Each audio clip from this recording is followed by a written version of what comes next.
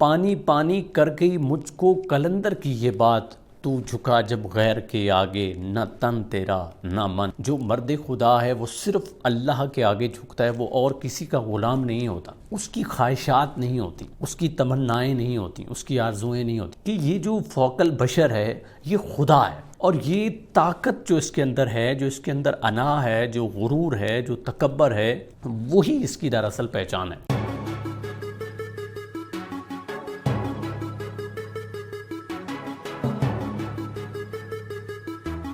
بسم اللہ الرحمن الرحیم۔ السلام علیکم ناظرین، امید کرتا ہوں کہ آپ سب خیریت سے ہوں گے۔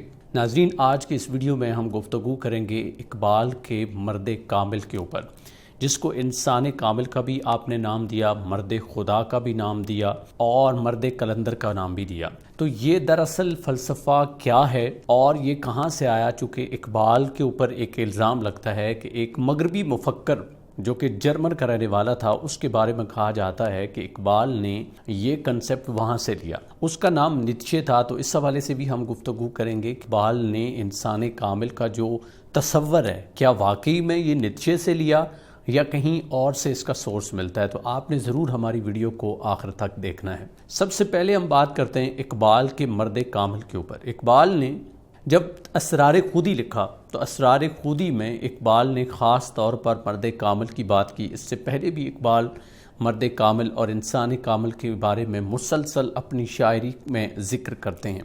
اقبال کے نزدیک انسان کی ایک پہچان ہے، اور جب وہ انسان اپنی پہچان کر لیتا ہے، یعنی اپنی شناخت کر لیتا ہے، خودی کو جان لیتا ہے، تو پھر کچھ لیولز ہوتے ہیں، ان لیولز کو کراس کرتے ہوئے وہ ایک منزل تک پہنچتا ہے۔ یوں تو اقبال کے ہاں یہ پتہ چلتا ہے کہ کوئی منزل نہیں ہے، مگر پھر بھی اقبال کہتے ہیں کہ ایک ایسا رتبہ آتا ہے، ایک ایسا مقام آتا ہے جہاں پر انسان کامل ہو جاتا ہے۔ اس کو مرد خدا کا بھی اقبال نے نام دیا۔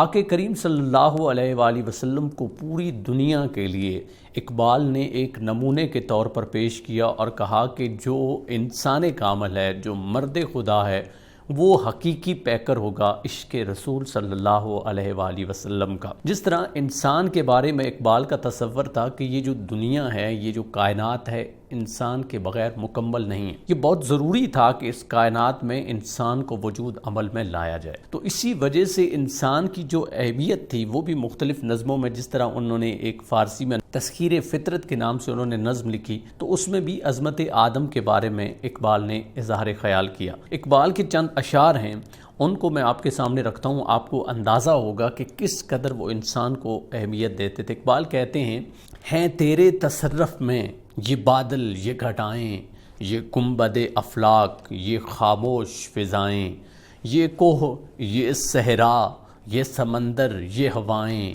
تھیں پیش نظر کل تو فرشتوں کی ادائیں، آئینہ ایام میں آج اپنی ادا دیکھ۔ اقبال کہتے ہیں کہ اے انسان، تیرے لیے تو یہ پوری کی پوری کائنات بنا دی گئی، یہ جہاں تیرے لیے بنایا گیا، تیرے لیے مسخر کر دیا گیا، مگر آج تو آئینہ دیکھ، آج اپنے آپ کو ذرا دیکھ کہ تو کہاں ہے اور کس قدر تو زوال کا شکار ہے، اور اس کا سبب بھی جاننے کی کوشش کر۔ حالانکہ تو اللہ کا نائب بننے کے لائق ہے، تو وہ انسان ہے جو اگر ایک مرتبہ اپنے آپ کی پہچان کر لے تو یہ لا مکان تک تو جا سکتا ہے۔ زمان و مکان تیرے لیے کوئی معنی نہیں رکھتے، مگر انسان کی اس حالت پر اقبال افسوس بھی کرتے ہیں۔ اور اقبال کی ہاں مرد کامل کے لیے وہ ایک بڑا زبردست شعر، وہ اکثر آپ سنتے بھی ہوں گے، کوئی اندازہ کر سکتا ہے اس کے زور بازو کا، نگاہ مرد مومن سے بدل جاتی ہیں تقدیریں۔ تو اقبال کے ہاں تو مرد قلندر وہ ہے، مرد حق وہ ہے،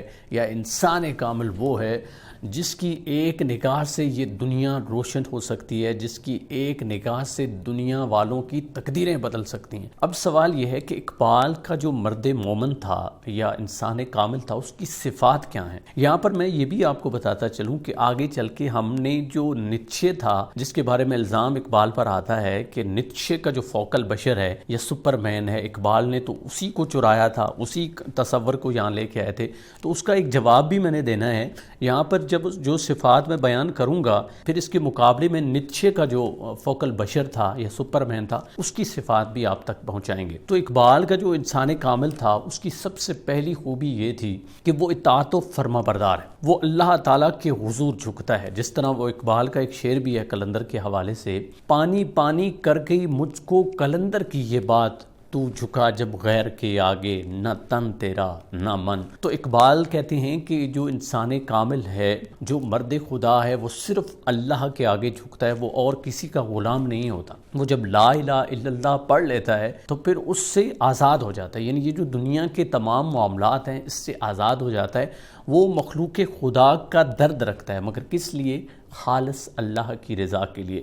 دوسری عام بات اقبال کے جو انسان کامل ہے اس کی ہے، وہ عشق رسول کا پیکر ہوتا ہے، سیرت نبی صلی اللہ علیہ وآلہ وسلم وہ اپناتا ہے، اور زندگی کے ہر شعبے میں جب وہ کوئی کام کر رہا ہوتا ہے تو وہ یہ سوچتا ضرور ہے کہ یہاں میرے نبی ہوتے تو وہ کیا کرتے۔ اور تیسری چیز جو اقبال نے بتائی وہ یہ تھا کہ وہ اپنے نفس کو قابو میں رکھتا ہے، اس کا نفس ادھر ادھر کی خواہشات کی طرف اس کو نہیں لے کے جاتا، بلکہ اس کا ایک نصب العین ہوتا ہے، وہ ایک خاص مقصد کے لیے اس دنیا میں آتا ہے۔ اس کی خواہشات نہیں ہوتی، اس کی تمنائیں نہیں ہوتی، اس کی آرزوئیں نہیں ہوتی، بلکہ وہ مقاصد کا پیکر ہوتا ہے، اس کے پاس مقاصد ہوتے ہیں اور انہی کو لے کے وہ آگے چلتا ہے۔ اس کے اندر امید اور جفا ہوتی ہے، وہ وفادار بھی ہوتا ہے، کبھی بھی مشکل سے مشکل وقت میں گھبراتا نہیں ہے، امید رکھتا ہے، امید اس کی کبھی نہیں ٹوٹتی۔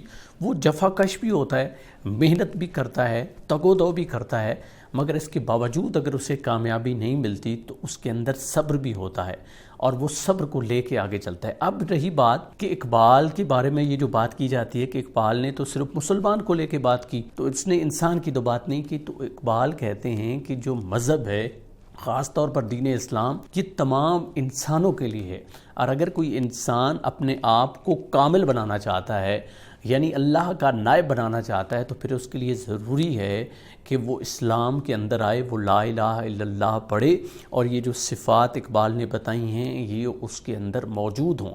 اخلاقی طور پر اقبال کا جو انسان ہے، مرد کامل، وہ بلندی پر ہوتا ہے، چونکہ نمونہ کیا رکھا گیا، قرآن نے بھی ہمیں یہی بتایا، آقا کریم صلی اللہ علیہ وآلہ وسلم۔ تو آقا کریم صلی اللہ علیہ وآلہ وسلم کی ذات کو دیکھ کر اخلاقی طور پر اقبال کا جو انسان ہے، مرد خدا ہے، تو وہ سب سے پیک پر ہوتا ہے۔ تو جب اس کے اندر اخلاقیات ہوتی ہیں تو یہی دراصل اقبال کا مرد مومن ہے، مرد کامل ہے۔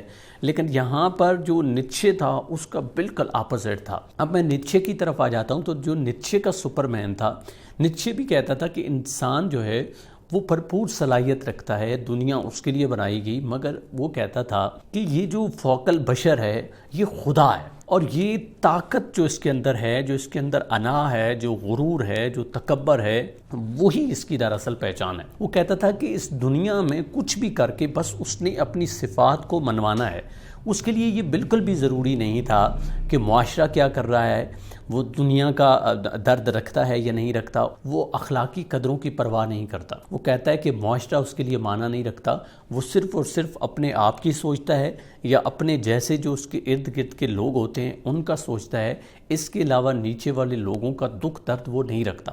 اس کے نزدیک جو مذہب تھا وہ انسان کو غلام بنا دیتا ہے، وہ اس کی صلاحیتوں کو ختم کر دیتا ہے، اس لیے نیچے نے اس کی مخالفت کی تھی۔ اب نیچے کا جب نام آیا ہے تو چونکہ اقبال اور نیچے میں ایک بہت بڑا فرق تھا۔ فرق یہ تھا کہ اقبال کی جو پرورش ہوئی تھی وہ بچپن سے ہی مذہبی ہوئی تھی اور دین اسلام پر ہوئی تھی، اس کی گھٹی میں تصوف اور دین اسے سکھایا گیا تھا۔ مگر دوسری طرف دیکھیں تو نیچے کا جو گھرانہ تھا وہ بھی مذہبی تو تھا ہی، اس کا باپ پادری تھا، اس کی تربیت کرنے کی انہوں نے کافی کوشش کی، مگر ابھی جوان ہی ہوا تھا، 18 سال اس کی عمر تھی، تو اس نے خدا سے انکار کر دیا تھا، اور پھر ساری زندگی وہ خدا کو کہیں ڈھونڈتا رہا، اور آخرکار اس نے کہا کہ اس دنیا میں جو انسان کامل ہے دراصل وہی خدا ہے، اسی کے پاس سارے فیصلے ہیں، اور وہی دنیا کو چاہے تو برباد کرے، چاہے تو وہ اپنی انا کی تسکین کے لیے سب کو تباہ کر دے، اور چاہے تو اپنے ساتھ ملا لے۔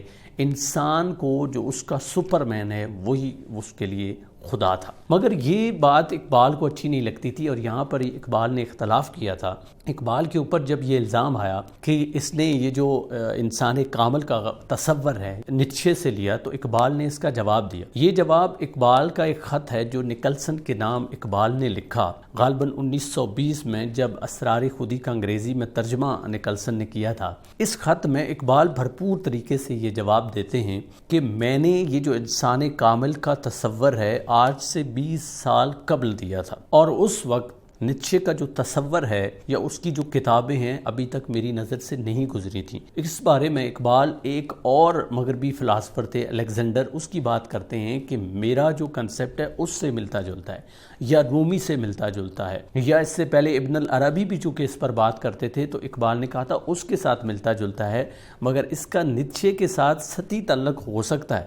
مگر اگر یہ کہا جائے کہ میں نے یہ تصور لیا ہی نیچے سے ہے تو یہ سراسر غلطی ہے۔ یہ اقبال نے بات کیوں کی؟ چونکہ اقبال کے مرد مومن یا انسان کامل اور جو نیچے کا فوکل بشر ہے اس میں سب سے بڑا فرق یہ ہے کہ اقبال کہتے ہیں کہ انسان بلندی تک پہنچ سکتا ہے، اپنی تمام خواہشات، آرزوئیں، مقاصد وہ پورے کر سکتا ہے، اور اس کو کرنے بھی چاہیے، لیکن شریعت ہے اور شریعت کے کچھ قوانین ہیں، اللہ نے اس کو کچھ حد تک پابند کیا ہے، اور وہ معاشرے کا بھی سوچتا ہے۔ وہ کسی بھی ایسے طریقے سے کامیاب ہونے کی کوشش نہیں کرتا جس سے کسی اور کو تکلیف ہو۔ اور دوسری سب سے بڑی بات، اخلاقی طور پر اقبال نے کہا کہ اگر کوئی اخلاقی طور پر بلند ہے تو وہی مرد کامل ہے۔ اس کے مقابلے میں نیچے کیا کہتا تھا؟ نیچے کہتا تھا کہ کسی بھی طرح سے انسان کو اپنی صلاحیت منوانی ہے اپنی طاقت کے بل بوتے پر۔ وہ تو نہ کسی قانون کو مانتا تھا، نہ کسی شریعت کو مانتا تھا، نہ کسی مذہب کو مانتا تھا، اور یوں دراصل سب سے بڑا نقصان یہ ہوتا تھا جو نیچے کا سپرمین اگر اس کو مان لیا جائے تو معاشرہ اس سے تباہ ہو جاتا ہے۔ یہ ایک بہت بڑا فرق تھا جو اقبال نے اس خط میں جواب بھی دیا، اور اقبال کے مرد مومن اور جو نیچے کا سپرمین تھا اس کا تجزیہ کرتے ہوئے میں نے آپ کے سامنے رکھا۔ تو امید ہے سامعین آپ نے اس سے بہت کچھ سیکھا ہوگا۔ آپ سے ملاقات ہوگی انشاءاللہ تعالی نیکسٹ ویڈیو لیکچر میں۔ مجھے دیجیے اجازت، اللہ نگہبان۔